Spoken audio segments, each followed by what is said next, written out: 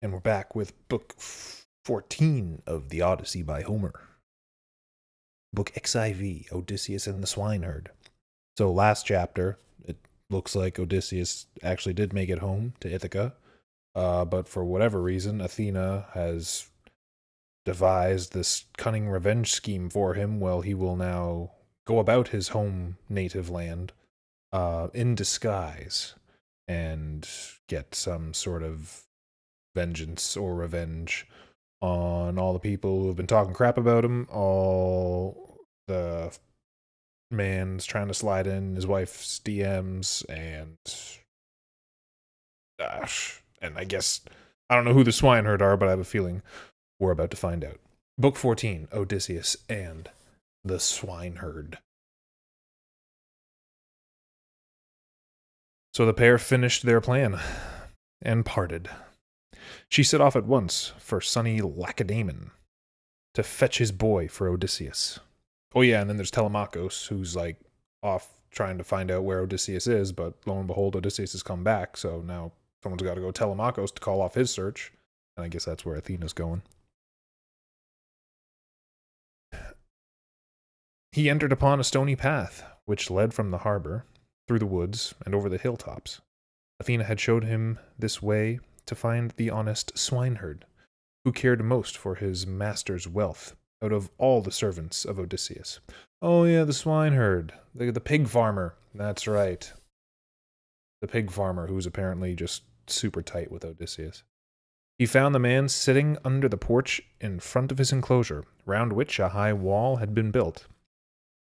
It stood in an open space, a great wide place with a clearing all round it. The swineherd had built this himself for the pigs, since his master had gone away, and his mistress and old Laertes had nothing to do with it. It was made of huge, unshaped stones, with prickly pear planted along the top. Outside this was a palisade carried all round, made of logs set upright together, and the outer part split off to leave only the black heart of oak. Within the enclosure were 12 pens, close together, for the sows. 50 sows in each pen, with their litter lying on the ground. The boars lay outside, and they were not nearly so many. For my lords, the gallants kept thinning them out. The swineherd had to send in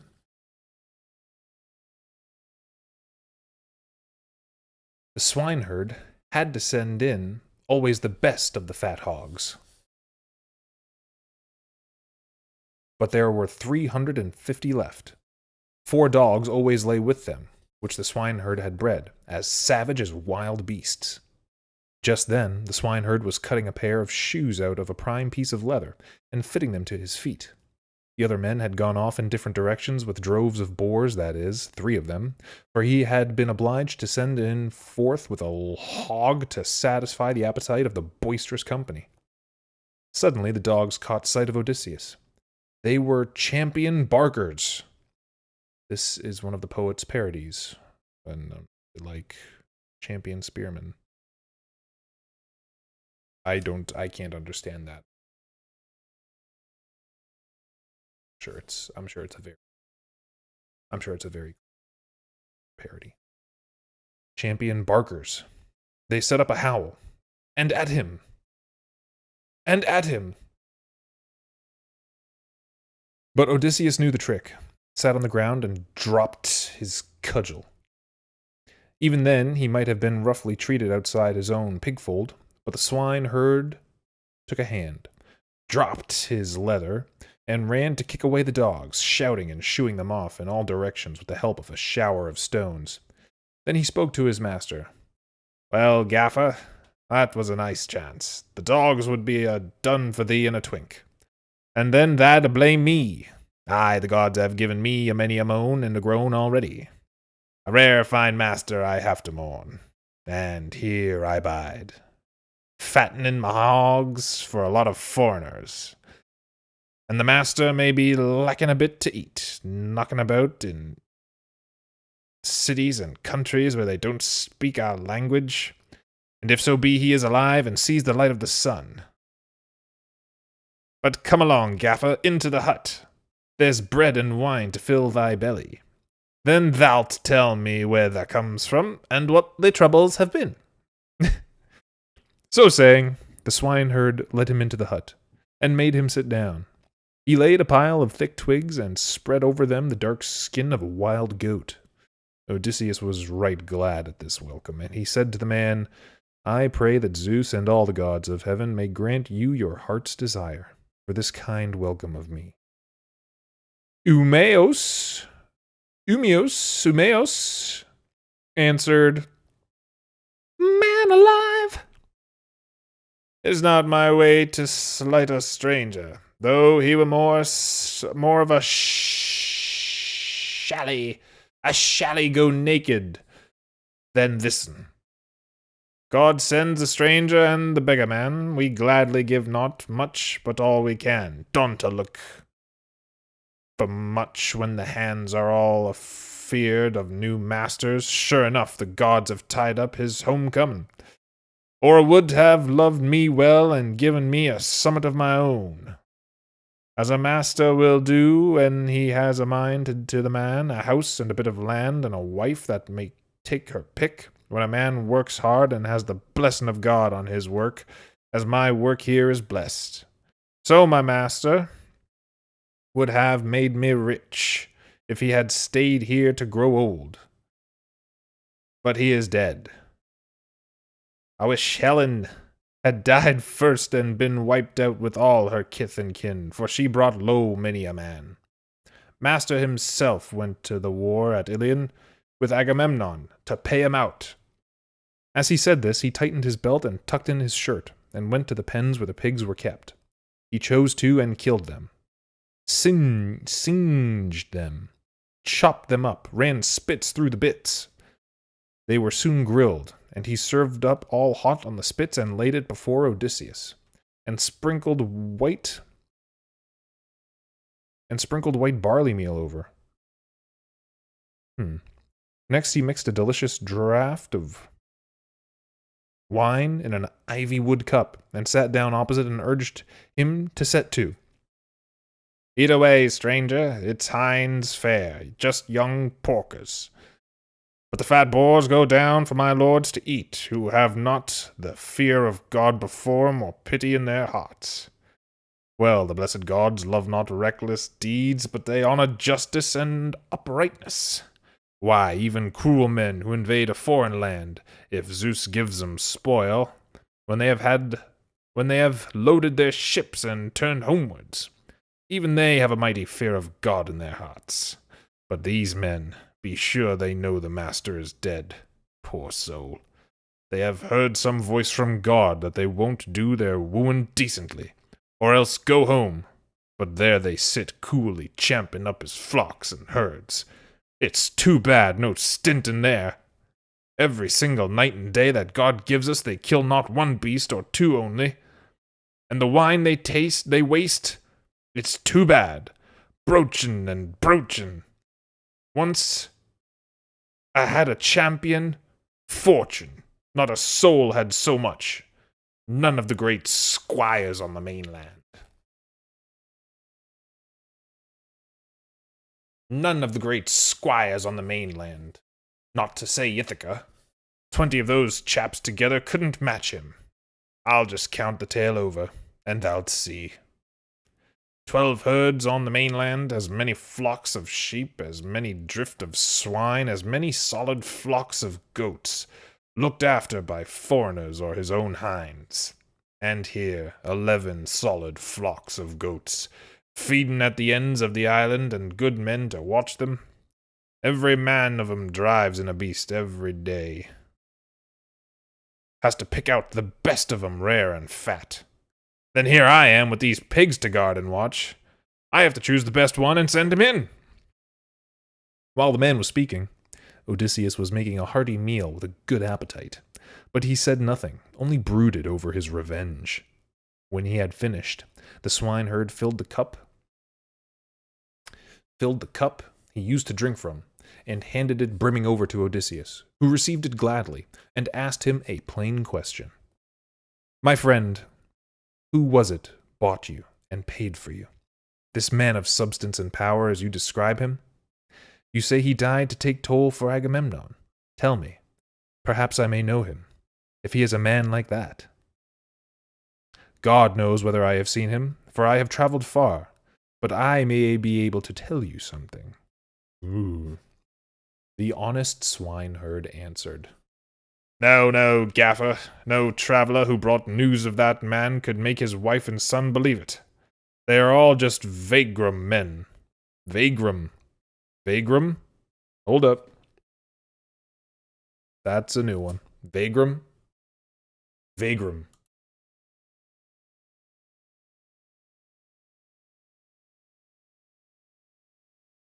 Vagrom. Vagrom. Oh, it just comes from vagrant. Vagrom. Vagrant. Apparently by dissimilation and reduction from vagrant. Okay. Sure. That's a new one. Vagrom.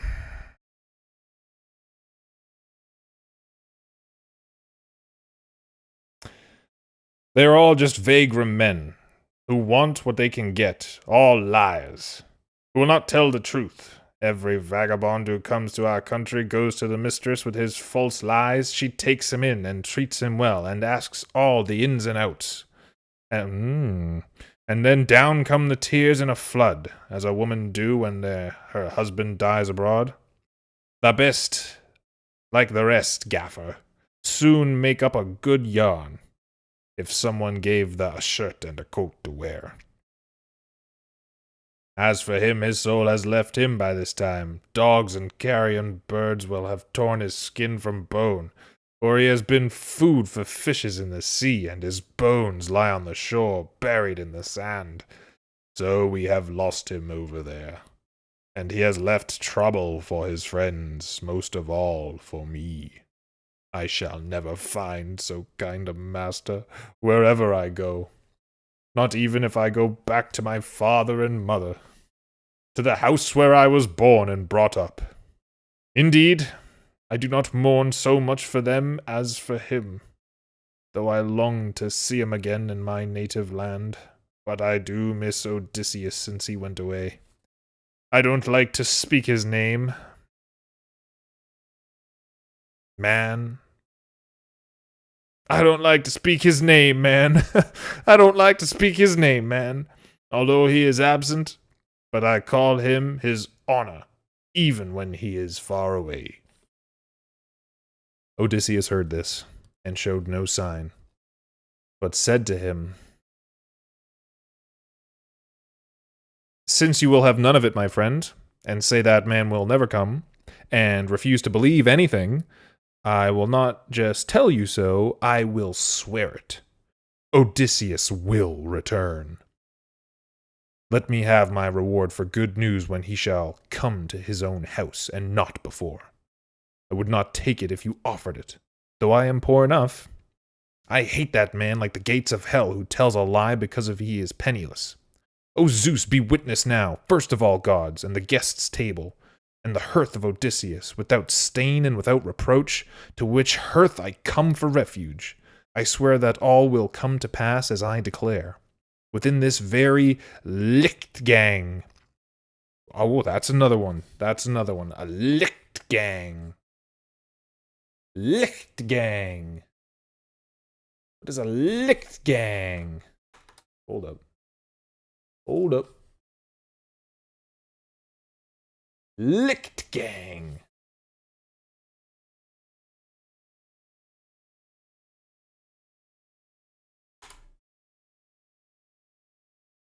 Oh, it's just another word for lightning.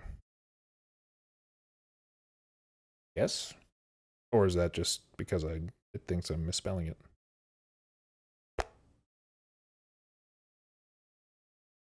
I swear that all will come to pass as I declare. With this very Lichtgang. Lichtgang? No, it is Lichtgang.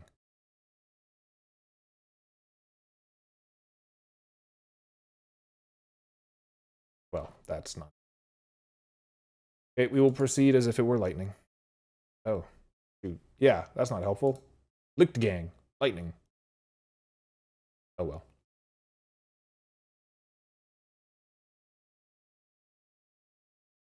Odysseus will return, as the old moon is waning and the new moon is rising.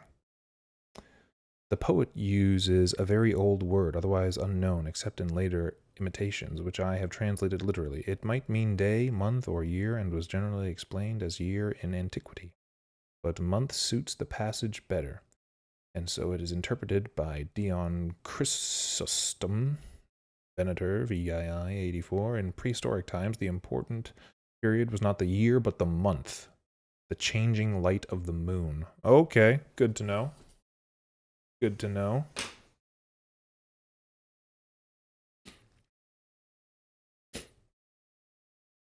As the old moon is waning and the new moon is rising. And he shall take vengeance upon all who here dishonor his wife and his proud son. No, Gaffer, I will never pay that reward for good news, and Odysseus will never again return home. But sit quiet and drink, and let us talk of summer else. Don't mind me of this. My heart is heavy and sad when anyone minds me of my dear master.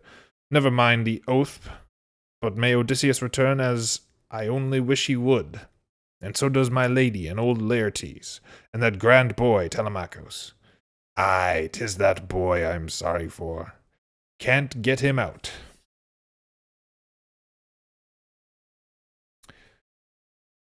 Can't get him out of my mind, his son Telemachus. Grew up tall like a young tree. God be blessed. And I thought would be as fine as his father when he grew up, handsome and well grown, a masterpiece. But some god must have touched his wits, or some man maybe, and off went to Pylos for news of his father. The grand come-marry-me-quicks are lying for him on his way home. What they want is to wipe out the whole family of Odysseus from Ithaca. Well, never mind that, my boy. He may be caught. He may escape. Cronion may hold a hand over him.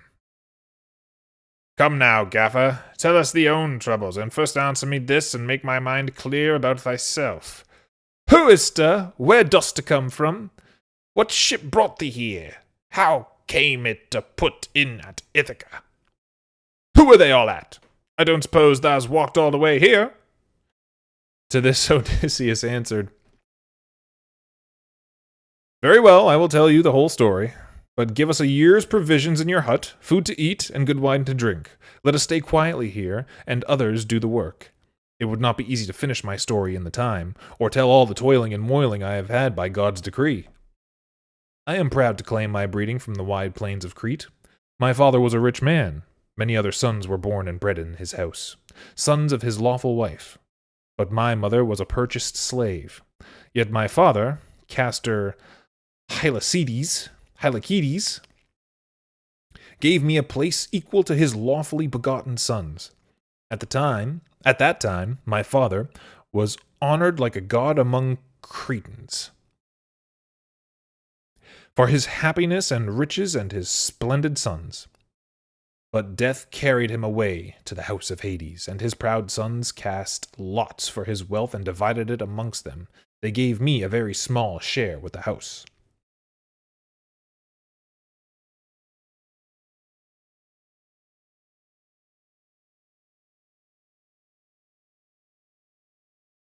I married a wife from a rich family, won by my own merits, for I was no weakling or shirk battle.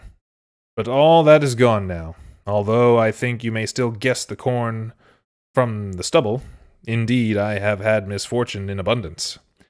Courage I certainly had from Ares and Athena, and strength to break my foes, when I used to pick the best men for ambush, and planned some deadly stroke. My firm spirit never thought of death. But I would leap to the front, spear in hand, and down my man, unless he could show a clean pair of heels. War was my line. Not work or housekeeping and a fine family.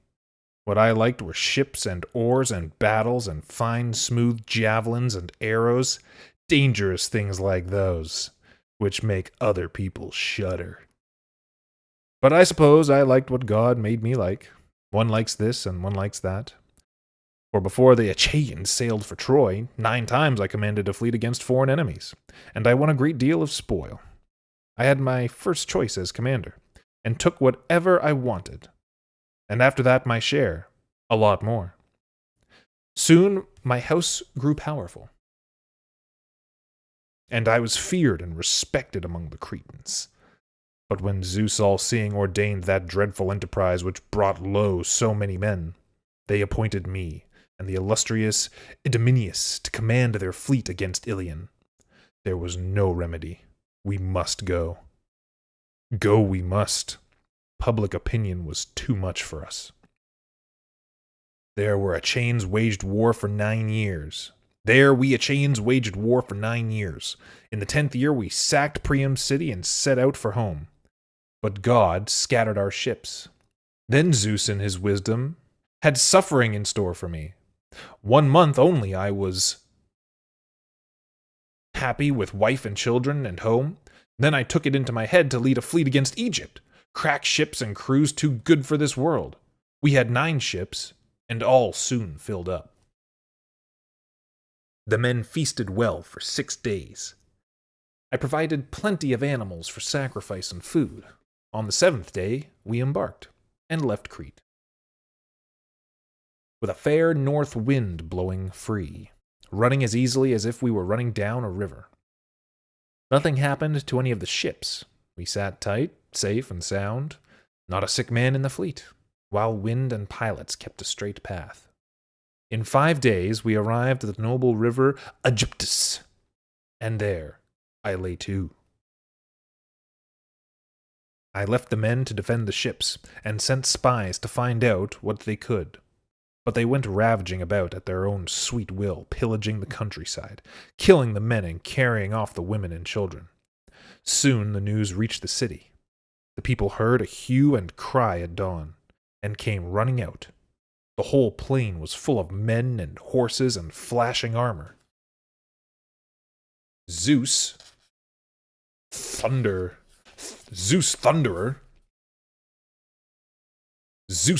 sent a panic upon my men, and they showed no fight, for ruin and destruction were all around. Many of us were killed, the rest carried off to be slaves. Then Zeus himself put a plan into my head. I wish I had been killed there in Egypt, but there was more trouble waiting for me. I threw off the helmet from my head and the shield from my shoulders, and dropped my spear, and ran to meet the king's chariot. I clasped his knees and kissed them, and he took pity and saved me, and took me home in his chariot.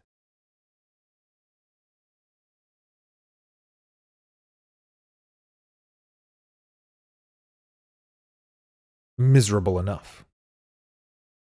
Many a man rushed at me, leveling his spear to kill me, for they were greatly infuriated. But he kept me safe, and respected the wrath of Zeus, who is the stranger's god, and is angry at evil deeds. There I stayed 7 years, and gathered a good deal of wealth among the Egyptians, for they all gave me something.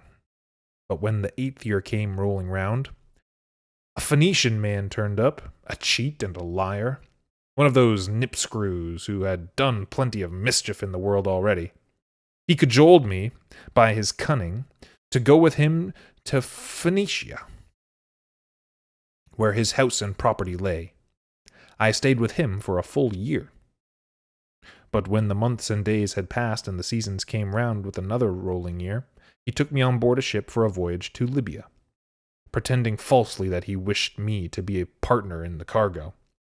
But what he meant was to sell me for a handsome price when he got there. I went with him because I must, although I had my suspicions.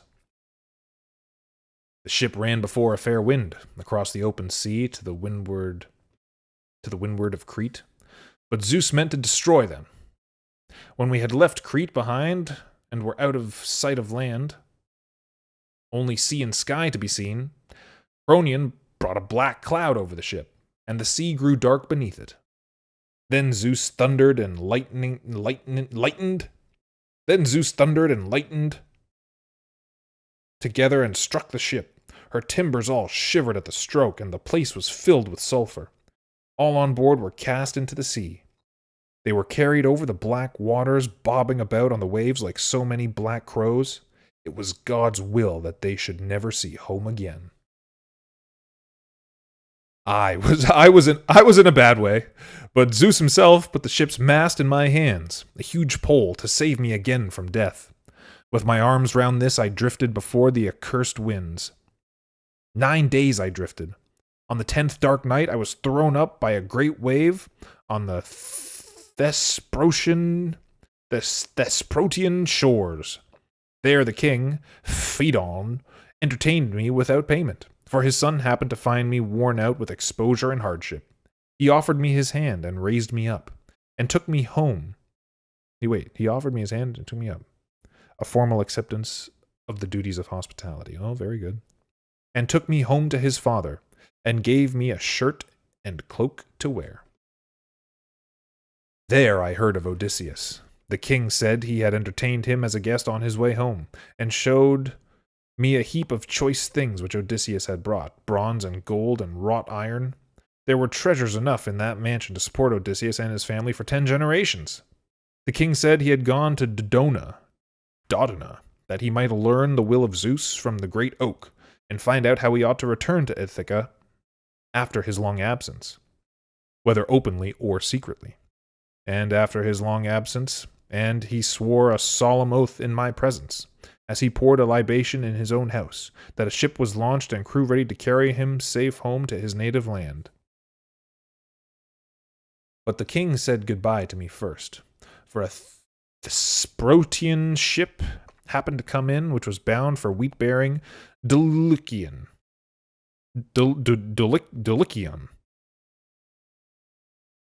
He gave the men careful instructions to see me safe to King Acastos.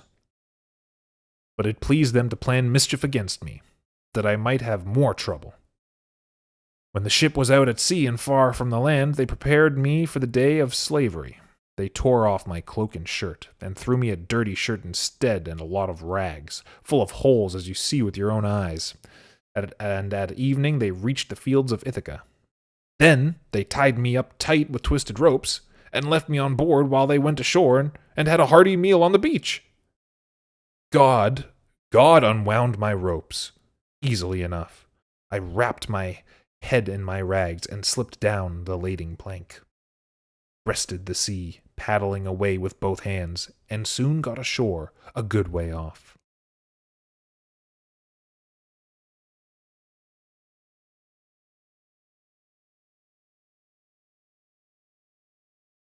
Then I climbed into a coppice of flowering shrubs, and lay there in hiding. The sailors ran shouting about till they thought it no use to hunt any further. Then they went back on board. The gods hid me easily. It was their doing, and they had led me to the croft of an understanding man. Sure enough, it is not my fate to die yet. Eumaeus, that sounds right, Eumaeus answered, "Poor soul, thus moved my heart by the long story of sufferings and wanderings. But thought wrong in one thing, I think, and that wilt not make me believe all that about Odysseus. Why must a man like thee tell a lot of lies for naught? I know all about my master's return myself. I know all the gods have a grudge against him, no doubt about that, or they would have let the Trojans kill him, or let him die in his friends' arms, after he had wound up the war. Now there's never a word of him. The snatcher birds have snatched him up. And I keep out of the way with my pigs. Never go to town unless my wise mistress sends for me, when news comes from somewhere. Then they all sit round and ask all the ins and outs, whether sorry or glad, whether they want the master to come back or want to go on eating up his goods for nowt. But I don't care to ask any questions, ever since that Aetolian man took me in with his yarn, and the man who killed somebody and wandered all over the world and came to my place. He said he had seen him in Crete, where Idomeneus put him up. He was mending his ships which had been smashed in a storm. He said a would come either that summer or in the autumn. Had plenty of stuff with him and champion crews. Don't be like him, gaffer. Many troubles. Now God has brought thee up to my door. Don't wheedle me with lies. That won't make me pity thee and treat thee well. I do it because I fear the God of strangers, and I am sorry for this'n. Odysseus answered, You are a most unbelieving sort of fellow, I declare, when you won't believe me on my oath. All right, let's make a bargain. Witness on both sides, the gods of Olympus, time, by and by. If your master comes back to this house, you shall find me a coat and shirt, and give me a passage to Dulichium, where I have a mind to be. If your master does not come, set the men on me, and throw me over the cliff, to warn other beggars not to deceive. My lord the pigman answered, My word, I should get myself a good name for hospitality in the world, now and evermore. First invite thee in and give thee food, then kill thee and bundle thee over the cliff. I should have to look sharp and make my peace with God. But now it is time for supper. I hope my fellows will soon be in, and we can make a good square meal. As they were talking together, the men were coming in with their hogs. They shut up the sows in the pens, and a rare noise they made as they went to bed. My lord the pigman called out to his companions, Sither, bring in the best of the yon hogs. I want to kill one for a stranger who has come from foreign parts, and we shall have some good ourselves, after all our toilin' and moilin' with the tuskers, while other people eat our labor scot-free. He chopped up some wood with pitiless blade. Here, as often, Homer is poking fun at the poetical tags. He uses one phrase which belongs to the battlefield, like cold steel, and another which he has used in the Iliad, better suited to beef than pork. So he calls the swineherd Dios, as if he were a prince, my lord the pigman. Okay. He chopped up some wood with pitiless blade as he spoke, and the others brought in a fine fat boar, a 5-year-old.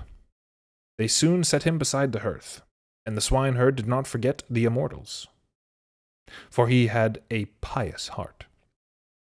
He cut off the firstling hairs of the tusker and cast them into the fire, as he prayed to all gods that Odysseus might return to his own home. After all, he was equal to anything. He picked up a billet of oak, which he had left while splitting, and stunned the boar. The others cut his throat and singed him. They soon carved him up, and the swineherd took the first slices from all the limbs and covered them with fat in due form. They cast into the fire, and sprinkled the white meal over. Then they sliced up the rest, and put all on the spits, broiled it to a turn, took it off,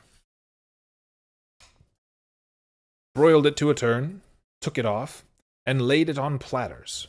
The swineherd got up and did the carving, for he knew the proper thing to do.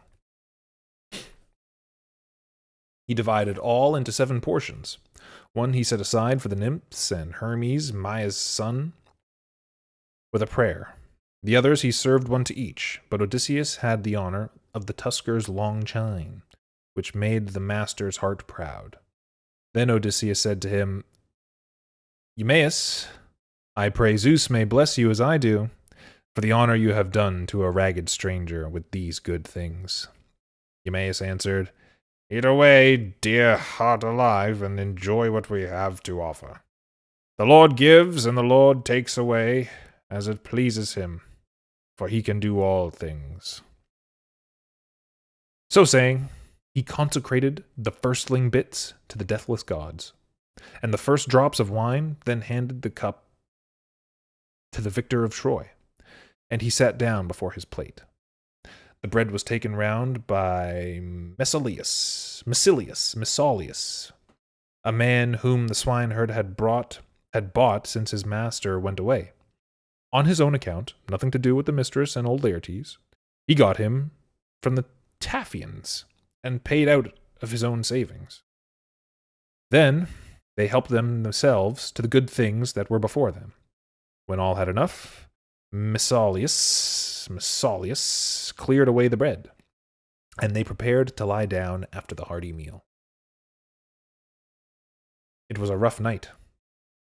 In the moon's dark time, the rain fell all night long with a high west wind, which always brings wet.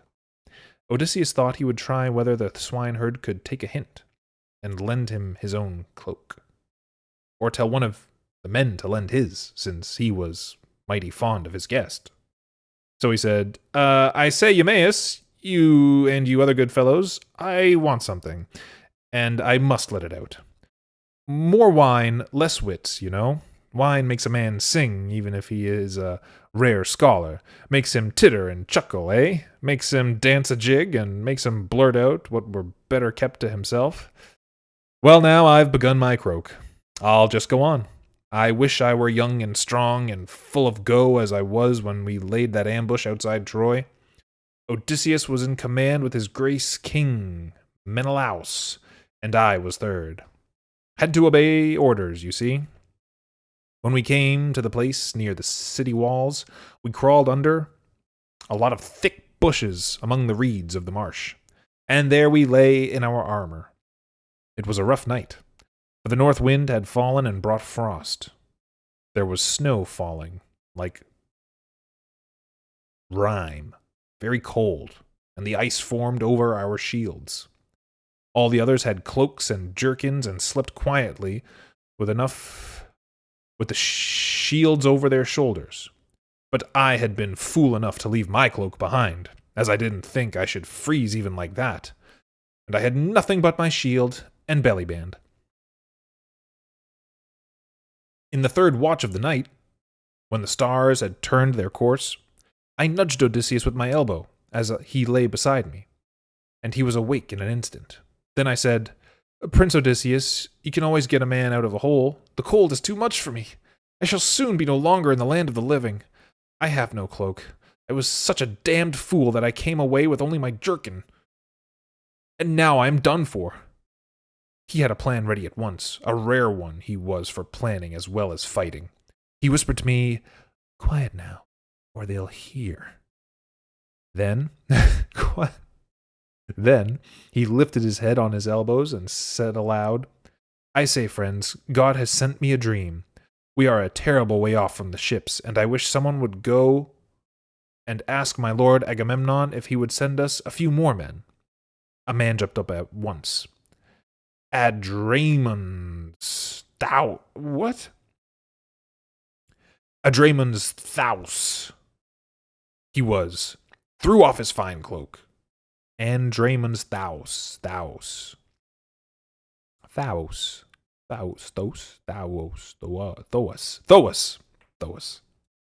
Andramon's Thoas he was. Threw off his fine cloak and away to the ships at the double. I lay snug under his cloak until daylight did appear. I wish I were young and strong as I was then. Eumaeus answered, That's a good yarn, Gaffer, very much to the point, and thou'lt not lose by it. Thou'lt not lack clothes or anything else that a poor man might expect from a friend in need.